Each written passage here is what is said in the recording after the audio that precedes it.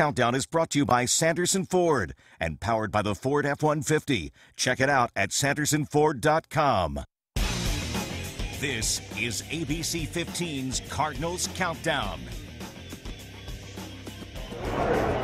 Welcome to Cardinals Countdown. It is Monday, October 26th. We have a Monday Night Football game tonight as the Arizona Cardinals host the Baltimore Ravens. Craig Fouie, Jason Snavely, Shane Dale, all here to talk Cardinals for the next hour. We're also going to be joined in just a few minutes by the Red Zone's host, and that is Russ Bliss, a good friend of mine. We've known each other forever. Russ has the book, How to Win at Fantasy Football. It's on Amazon. He hosts the Red Zone 3 nights a week. It's awesome. And so Russ is going to cover everything fantasy. You guys are excited, I know that, because Russ can talk any player at any time. Yeah. And also coming up at the bottom of the hour at 12:30, Charlie Krausen from our sister station ABC in Baltimore joins us. He hosts their show for the Ravens called The Nest every week. So, The Nest, that should be the name of our show. There you go. Right. Hey, wait a minute.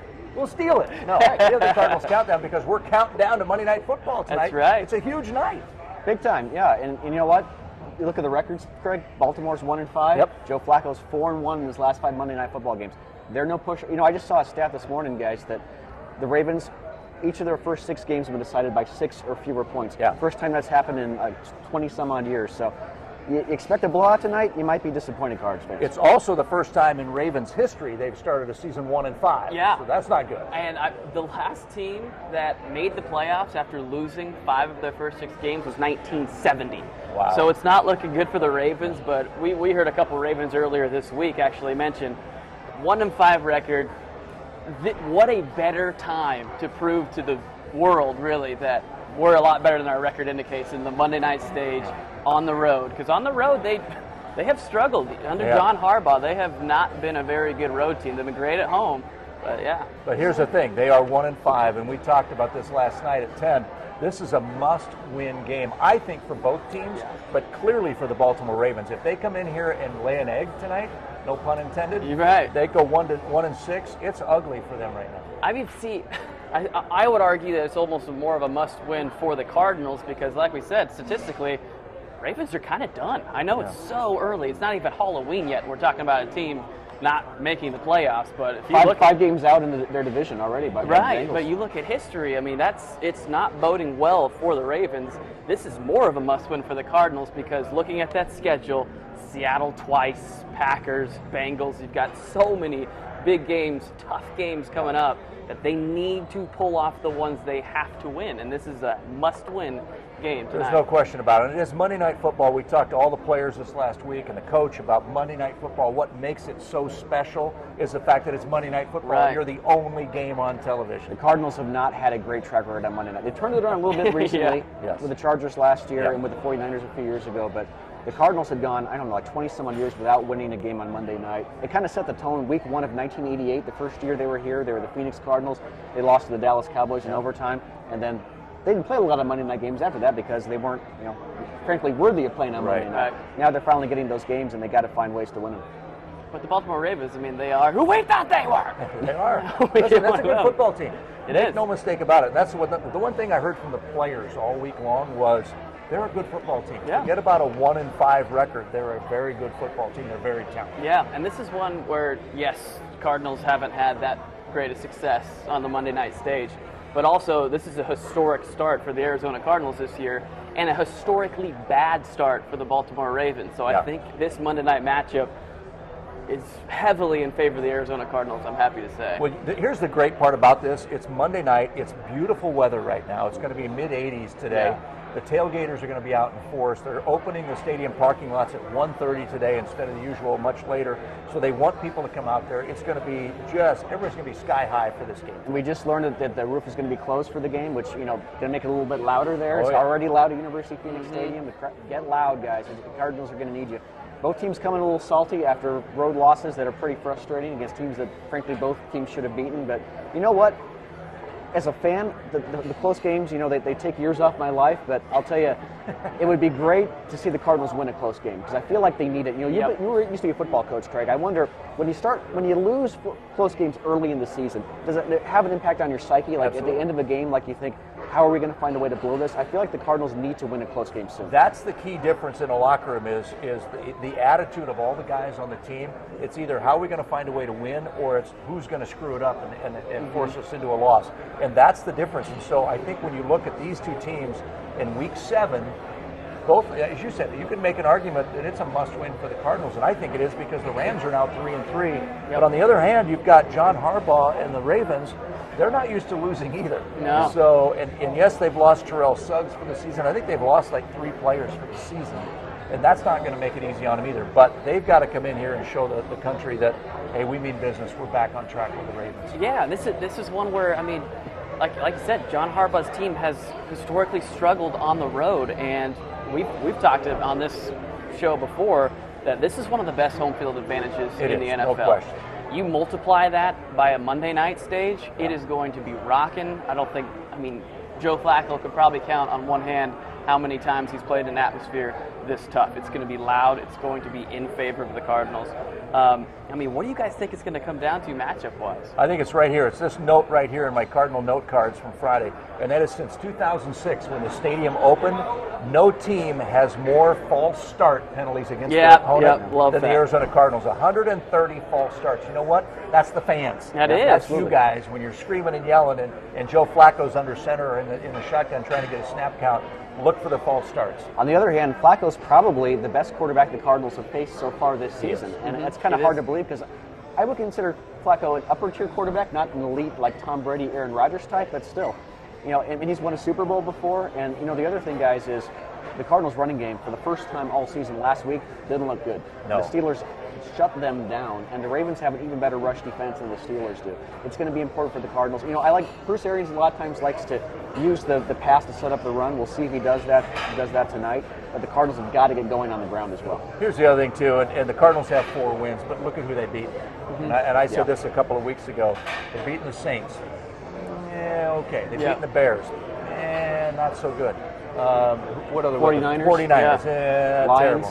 The Lions, awful. Yeah. You know, and so you've got probably a combined 5 or 6 wins between those 4 teams. They really haven't seen a solid team. And the ones they've lost to, the Rams at home, which was a terrible loss, and then go to Steelers and just get embarrassed by Landry Jones.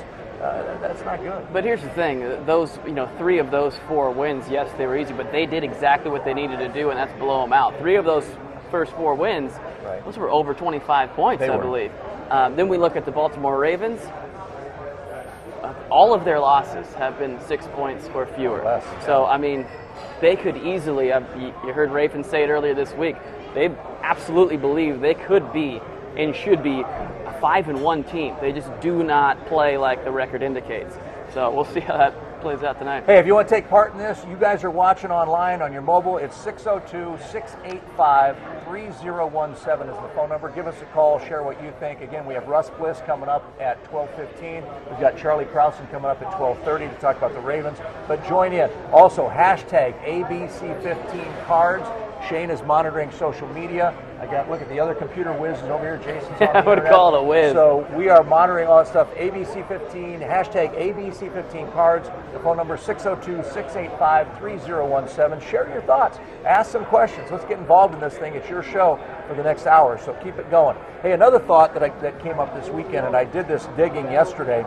Carson Palmer threw for over 400 yards against the Steelers last Sunday, and they lost. All right, he threw for 421 yards, 1 touchdown, 2 interceptions. Got me thinking, how many times has Carson Palmer thrown for over 400 yards, and what's his record? So I went digging. Dating back to 2006, he's had 8 games where he's thrown for over 400 yards. His record in those 8 games, 1 win, 7 losses. Amazing. So, do we want Carson to throw for over 400 yards? No! We do not. Get the running game going. Well, the common theme there probably is that, you tend to throw more when you're playing from behind. Of course. But, we went down all those scores on Sunday, Craig, and I think the only difference between those games and the game against Pittsburgh is Palmer and his team still put up a lot of points in those other games. They did. The Cardinals managed just 13 points. He threw for over 400 yards. That tells me, kind of like the Rams game, is that the Cardinals were very good in between the 20s. They just couldn't find a way to finish those drives. They were so good in the red zone in their 4 wins. They were so poor in the red zone in those 2 losses. And the other thing is the common denominator, Craig, in those losses is Carson Palmer didn't make the throws down the stretch. Against the Rams, had a couple chances to get the Cardinals in field goal range, didn't make the throws. Against the Steelers, didn't see the safety help on that pass, got picked off. And so I think we've had this reminder that Carson Palmer's a good, solid veteran quarterback. He's not an elite quarterback. You look at Carson Palmer's record with the Cardinals, you might be tempted to think he's an elite QB. But putting up elite numbers though so far this year. He has, but he's just not. He's not a Tom Brady. He's not an Aaron Rodgers. He's not a guy who could put a team on his back. The Cardinals have weapons on offense and defense to help him out. They just got to do a better job of utilizing that. But again, Palmer, he's got to find. I almost kind of hope that it comes down to a game-winning drive and Palmer's able to get it done so he gets that monkey off his back and start, even for a veteran, start believing again, okay, I'm going to find a way to win these games rather than lose them.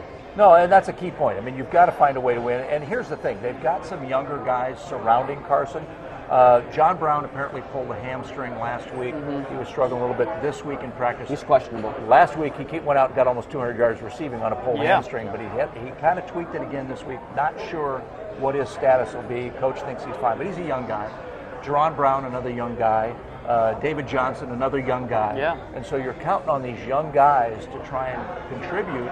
It's not always easy, especially tonight on a Monday night game. So a lot of these guys are playing in their first ever Monday night game. Yeah. That's tough. Yeah. And I mean, what they've done a great job of so far this season is spreading the ball around to, like you said, 3, 4, 5 receivers sometimes. They've done a great job of that in their wins. They've done a great job of that in their losses. What's the common ground in the 2 losses we've seen so far this season? No balance, pass heavy, as we said, not finishing drives, and the turnover battle. It's the same exact setup tonight. They have to. I cannot wait to just kick back and watch this game because I want to see if they can establish that run game early on. Because if they establish that run game, kick your feet up. It's going to be a fun game to watch. That's key. And here's an interesting stat, too. Chris Johnson, obviously coming in and playing when Andre Ellington got hurt. If he gets 100 yards rushing, he'll become the first Cardinal player since Edgerrin James in 2007 to rush for 100-plus yards at least 3 times in a season. This guy was unemployed 2 months ago. Yeah. Amazing, absolutely amazing. That's it's amazing no one else took a flyer on him. I'm surprised Andre Ellington didn't get more carries last week. I'd like to see him get a little more involved in the offense as well. And here's another thing. Remember this name, J.J. Nelson. He's probable. He should return tonight. He's a speedy rookie. Him and John Brown on the field at the same time. A lot of ground for the secondary to cover. I like J.J. Nelson if he sees playing time tonight, and I hope he does. I bet you he's going to make at least one big catch against that Ravens secondary. The only thing that concerns me about J.J. is his ankles and calves are about as big around as my finger. Yep. I mean, the guy can run a 4.3 40, but my gosh, is he fragile. Bruce Arians talked about the trick for J.J. Nelson to stay healthy, just keep running. Run away from everybody. Yeah. Don't get hit. Yeah. Don't let anybody hit. You know, it's kind of parallel to Andre Ellington. We talked about it earlier this season, where is he a guy that can sustain the kind of physicality at this level as a starting running back? Or does he have a better fit as, say, like a Darren Sproles guy, taking screens out of the backfield and making moves, not hitting the gut? You know, he's kind of one of those guys that doesn't really have that body like we're talking about. And I think that's when he's really flourished, is when he does kind of take on that Darren Sproles kind of role. Get in space. Yeah. I mean, that's the big thing of that. Here's another stat. Carson Palmer, if he gets a touchdown pass tonight, he'll set a franchise record for having 15 touchdown passes in the first 7 games. Elite numbers. Definitely. The guy who holds the record, Kurt Warner, he has 14 back in 2008. So Carson Palmer, there's nothing wrong with Carson Palmer. As you said earlier, he may not be a Tom Brady, he may not be, that guy, Aaron Rodgers, but he's still a darn good, serviceable quarterback. Let me ask you guys this. Let's talk about the elite quarterbacks. Aaron Rodgers, Tom Brady. Say, it goes back to if you know a team's going to pass the majority of the time, you're not going to win. Right. You know that what their attack is. Could Tom Brady and Aaron Rodgers pull off wins in the position of Carson Palmer, where your run game's not established? Could they finish up? Does it matter? You think about the Rams game and the Steelers game. I tend to think that Rodgers or Brady would have gotten the Cardinals in field goal range against the Rams. Yes. I tend to think one more pass. One more pass against the Steelers too. They were down to the 20-yard line. So I mean, again, you take it game by game, and you don't want to pile on Carson Palmer just because he had 1 or 2 bad throws. But again, I just think it's a healthy reminder for fans that he's just not at that level. Okay, he's a very good veteran quarterback. He is. And he's perfectly capable of leading the Cardinals to a Super Bowl. He's just not a guy who's going to win a game by himself. And I think we were reminded of that early this season. The guy's been solid, and he's been the best thing we've seen since Kurt Warner in a Cardinals uniform. So, And when they signed him a couple years ago, I wasn't sure, but he's proven me wrong. Obviously, last year was a debacle. But listen, he's one of the great quarterbacks that we've had here in the last years, so since 2010 when Kurt left. You better believe that has a lot to do with Bruce Arians.